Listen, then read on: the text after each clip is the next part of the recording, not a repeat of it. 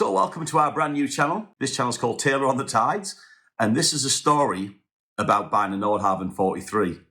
So basically 5 months ago, we'd never ever even stepped on board a Nordhavn. Yep. And today, we now own one, which has just crossed 1,800 nautical miles. She's a 2008 N43 called Suilven. Yep. And this is a story of how we came to find her and buy her. So if you're new here, I'm Cliff. And I'm Claire. We've owned many boats before, but we've never owned a Nordhavn. This is something definitely brand new to us. So this is the story of how it all began. So back in August 2025, which was literally 5 months ago, Yeah. we were browsing the Nordhavn Europe website and we came across Suilven, an N43. And I was dead excited. I was like, look at this, look at this, look at this. Looked at the pictures a million times. I'm exaggerating a little bit, but Yeah. Claire probably say I did look at them a million times, and we studied it and realised that this was the one. So basically on the 1st of September 2025, I picked up the phone, Nordhavn Europe, and I got in touch with Phil Roach. Exciting times. I told him I was interested and needed to know more. Yeah. That was basically how it happened. And they're based on the Hamble in the UK, for anyone who doesn't know where Nordhavn Europe are based. And that's where we went from there. So we had a great conversation with Phil. He talked about the boat, run us through a lot of things, and we're really, really happy. And everything we'd learned from Phil was just making us much more interested. Yeah. And it was becoming a bit more real after that phone call. Yeah. So because I've owned many, many boats before, and I kind of understood the Nordhavn brand and understood the boats because I've studied them in great detail, it didn't really feel very daunting to me. So I basically turned to Claire and went, we're buying a boat. We're buying this Nordhavn. Yeah. Now agreed? Yes! She agreed. I didn't actually expect her to agree, but she agreed. Yeah. So the next day I rung Phil back. Hi, Phil. We're going to put her offer in. Yeah. Scary moment. A slightly scary moment. Slightly. And that's what we did. Put the offer in. I heard back from Phil. He said offer accepted. Yeah, it was like the next day or something. Next day, offer accepted. And we said, let's go ahead and let's get a surveyor arranged. We scoured the internet and found a really good surveyor who specialises in Nordhavn, to be honest with you. He surveyed many Nordhavns and he felt like he was the right guy for the job. Yeah. So we give him a call. Unfortunately for us, he wasn't available for about a month to go out to the boat, which was then bringing summer into winter. And that was the only concerning thing because we knew the boat had to come back home if the survey report was good and it was all agreed. Luckily for us, he got out there as quick as possible. I think it was within 3 or 4 weeks. Yeah. Surveyed the boat. He then sent us a 137-page report, which read fantastically. A few recommendations, but apart from that, the boat was ready to go. So we were dead happy. Yeah. He loved the boat as well. He liked the boat as well, yeah. He said it's a very good boat. So that was kind of reassuring. And we did study that report well. And then from there, of course, we read through the report, hours and hours of reading just to make sure we ticked every single box. Yeah. Next day, we called Phil and said, let's get the deal done. Let's go ahead. Yeah. Next step was getting her home and how it was going to come home. That's the exciting bit. Yeah. That's where the drama begun. So next step, we needed a delivery crew or a ship. Yeah. There was talks of how we're going to get the boat home. A ship was suggested and then delivery crew. But we were thinking ship sounds better because it's the wrong time of year to put it, across Biscay. Yeah. Because the boat was based in near Barcelona, a place called San Carlos Marina, which was just an hour's drive from Barcelona airport. The next step was to find out how it was coming home. So back on the phone to Phil. Phil, how is the boat coming home? We need it home. We need this boat in the UK to get the deal done. Yeah. In comes Ted's name mentioned for the first time. Yeah. Not quite the first time. We did have another Nordhavn owner who mentioned Ted first to us. Yeah. Vince, you know who you are. another N43 owner. Did put us on to Ted, and we mentioned that to Phil, and Phil said, yeah, Ted was the man I was going to call. We then got in touch with Ted, and he said, yes, I'll bring it back, but we tend to bring him back after April. That wasn't any good to me. No, because this was November time. This is November. Yeah. November 2025. Yeah. This was no good. We wanted the boat home. And we knew it was challenging to bring a boat across Biscay in December.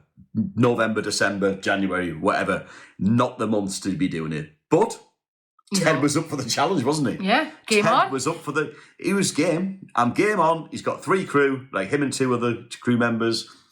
He was up for the challenge, and he went out to Spain and he set sail. Yeah. In December by this time, guys. Yeah, December. So, yeah, he moved the boat from... I've got some footage here of bits of things and tracks and AIS thing movements because we were at home patiently watching the screens and watching AIS. He set off from St. Carlos Marina next to Barcelona, and then he made his way directly to Gibraltar on a 4-day run. 4-day run, yeah. 4 days to Gibraltar, and he took it hard. The boat was pushing weather. It was smashing through some, decent swells, but he didn't stop for 4 days and managed to get it into Gibraltar, which we were dead excited about. Yep. And then from there, he carried on moving up to Portugal. I think he went to Portimão first, and then he got it up to Cascais. I may have missed a few stops here, but I will show you on the AIS track. We'll show you where the boat's been. Yeah, where it's been on AIS, you can kind of like watch here what's going on. But Cascais, that was the... Yeah, Cascais, he got to then the weather turned bad. It was mid-stop, plus it was Christmas. Yeah, we really hit onto Christmas, and Ted and his crew really wanted to be home for Christmas. So, they didn't want to be sat in the Nordhavn in some marina somewhere away from home for Christmas, which we completely understood. And the weather wasn't favourable. So there was no way he could go any further. The weather turned bad. So they left it in Cascais for Christmas, and it remained there for 3 weeks. From Cascais, they flew back after Christmas in the January. Yeah. And then they went from there to Porto to A Coruña. Yeah, then... A Coruña to Santander. And then from Santander, that's when it got fun. That's when the fun begun. Here's a few bits of footage of them crossing the Bay of Biscay, heading directly for the UK after a weather window opened up from Santander to get it back to Plymouth. So this footage is interesting. Yeah. Tracking the boat on AIS. We did get a notification off Colin as a text message to say Ted sent out a positioning coordinates from the sat phone. Oh, yeah. Because we couldn't track it on AIS, it was out of range. It didn't have Starlink on board, so there was no way of really tracking the boat. But Ted used the sat phone and sent his position. And then when we checked the position on the map, which I can show you here, we realised he was right on the continental shelf from 4,200 metres, where it goes up to about 270 or 170 metres. The most treacherous part of Biscay, basically, if the weather's not nice. But luckily for Ted, he only had 6-metre swells. only 6. He said it to us as if it was nothing, didn't he? He was so casual. When we spoke to Ted when we got back home, it was like, it was only 6 metres. It was fine. But looking at the footage, he was a bit braver than I thought. So, of course, all of a sudden, the boat then pops back up on AIS once it gets around France and Brittany. Yeah. And then we could track it again. We're like, yes, it's back. Yeah. The Nordhavn's alive and safe and well, and the crew are still moving. It was currently doing about 6.5 knots. It was all running well, and I thought, brilliant. He's going to be, and I was doing the calculations. He should arrive in Plymouth like within 12 hours or so. Yeah. And he did. He arrived at midnight, 12:30 on a Sunday. The boat was in port. Sunday midnight kind of time, 12:30. By that time, we woke up with an alarm clock set for 6 in the morning on the Monday, knowing that he just got in that night. Probably very, very tired with the crew doing four days straight. We drove to Plymouth. So it's officially the 19th of January, and we're on the M6 heading to Plymouth, aren't we, Claire? Yep. So it's exciting times because we're obviously for the first time going to see the Nordhavn. So we'll catch you in Plymouth.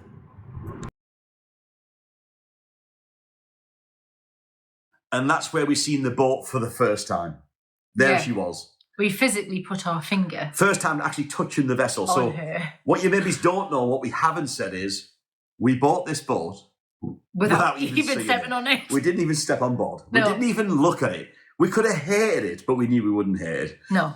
Because who obviously, can hate Nordhavn? No, you can't hate it. So it's like, I don't know how many people out there, and hit us up in the comments, how many people would have bought a Nordhavn N43 without ever even setting foot on it ever, and even viewing it for the first time.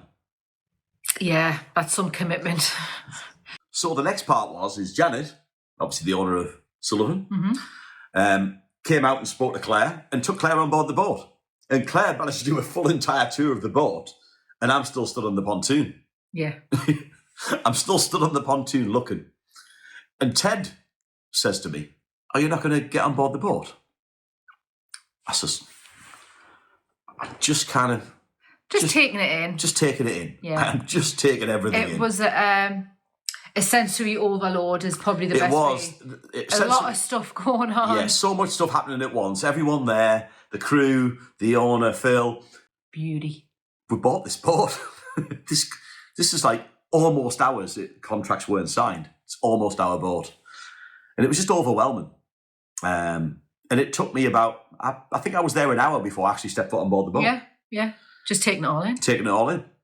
And ever guess what? It did not disappoint. No. It did not disappoint in any way, shape or form. And I was just so happy. I thought, what, we've done it. You know, this is it. This is the boat. Yeah. But unfortunately for us we couldn't sign the contracts that day. So we had to drive 6 hours back home. We stayed in the hotel, 6 hours back home. And then the contracts were going to be signed on the Friday. Unfortunately for Claire, I wasn't there. she couldn't be there. Commitments at home. She couldn't be there for the kids. signing. I have got footage because what we did is Claire was on the iPhone on FaceTime while we signed the contracts. Oh, yeah, I witnessed it. She witnessed it, but she wasn't there in the flesh. So here's some of the pictures of Colin and Janet and us and everyone happy because we bought a boat. They were happy. Maybe he's not happy. There was a bit of a sad time for the owners because obviously Janet got a little bit upset because it was a long time since they've had the boat 18 years. Yeah. It was a lot. It was a lot to take on board for everybody, and that was it. So that was the deal done. So contracts were all signed. Everyone's happy. We were happy. The owners waved goodbye to the boat. And our next step was we've got to get it home. But this is how we basically became from dreamers to owners at this point. Yeah. And that's where we're up to now. But this is where the story continues from here. So we're going to be documenting all this. Yeah. We still have to get the boat back to home. Which is up the west coast. That's where we are. So please, if you're interested in this story and where it goes from here and what the plans are, stay tuned. And follow along. Follow along. If you like, hit that subscribe button and follow our adventure from when we leave Plymouth back home. Yeah. Please stay tuned. Like and subscribe. Share this if you're interested. And welcome aboard. Welcome aboard. Suilven. Thanks for watching. Stay tuned, and we'll see you on the next adventure, part 2.